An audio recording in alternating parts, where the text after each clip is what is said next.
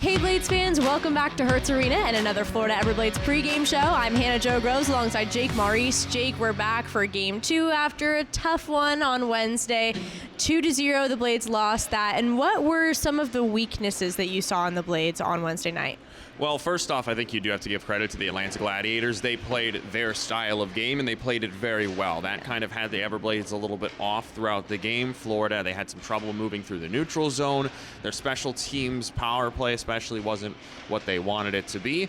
And then it was sort of just something that's been affecting the Blades over the last couple weeks is an inability to score the big goal at the big moment, which isn't normally something that happens with this team. But when you're going through a 72-game schedule, there's always going to be stretches where just some things don't go your way. You have a couple of rough bounces. You end up on the wrong side of a game maybe you should have won. Yet Wednesday, I would say Atlanta was the better team, but it wasn't like they dominated the Blades at all. It was a very close game where Atlanta was able to, thanks to having the lead for most of it, dictate the style of play and go away with the win. Yeah, let's get more specific about how Atlanta kind of lived up to what you maybe expected from them going into Wednesday. Well, they were very tight defensively. They had excellent goaltending, and they don't give you a ton of chances, especially off the rush. Florida was really held at bay in their rush game, which is an underrated part of their offense. And then in terms of structured chances with sustained offensive pressure, they were there. You're always going to have a few, but they weren't as consistent as they have been in past games. For example, you look back to the loss last week against Greenville.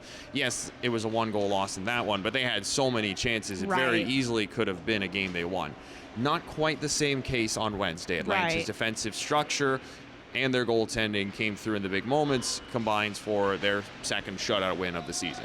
I noticed a big shift from the first period for the Blades and the second period for the Blades. It felt like there was a little more offensive energy for the Blades when they stepped out for that second period. What did you notice? What differences did you notice between the first and the rest of the game? Yeah, the first period, it seemed giving up that early goal certainly hurt the morale, especially with both teams knowing how important it was. You give it up early, and then you're chasing the rest of the game, right? You tried not to change your game plan. It seemed Florida got a little bit away from it in the first, and then in the second and third got back to more so, okay, we're going to stick with what's worked for us, our systems, not try and force anything. They came close. Reed Duke in the second had an amazing chance to tie the game. Unfortunately, could not. And then in the third, things were going good. But that shorthanded goal really was a huge blow to the team's morale. And from there, the Everblades just couldn't get back into the game. They were pushing. They were with it the whole way. Just couldn't get the goals they needed. And so with it the whole way, I think that might be your answer to my next question. But I was asking, with a defensive powerhouse as Atlanta is, how do you finally execute, finish those shots, get those chances? Get specific on that. Net front presence, super important. You're not always going to get a clean one. Duke's chance came right at the side of the net for a great opportunity. Unfortunately, couldn't convert, but you keep going for those kind of chances, and eventually you will get one in. Second off, you got to get in front of the eyes of the goaltenders on both sides of the ice. Johnson was really strong on Wednesday for Florida, kept them in the game the whole time. When there's eyes in front of a goaltender, it makes it, or pardon me, a screen in front of a goaltender's eyes, makes it so much harder for them to do their job, especially when they're a goaltender that's feeling good like Atlanta's guys have all season. You can't let them see the pucks because they're going to stop them. So get guys in front, and then if you can force them to move east to west, get some passes going, that means the rush game has got to get going a little bit better, and the man advantage would have to be a place to step up there because that's where those passes are the easiest to hit and the most effective.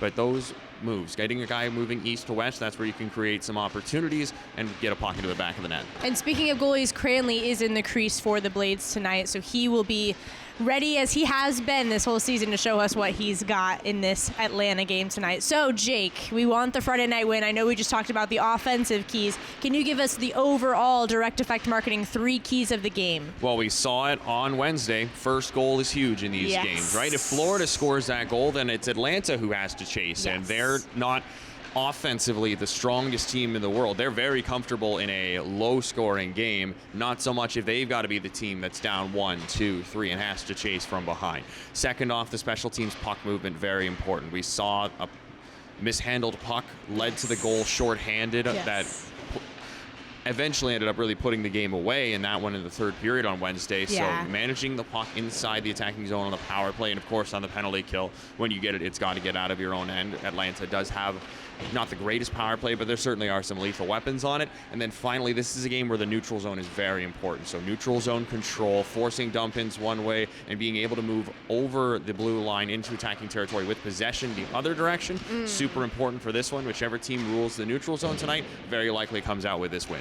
I like that take. Well, I have faith in our Everblades. Next up, we've got warm-ups, and then it's the Atlanta Gladiators versus your Florida Everblades. We'll see you there.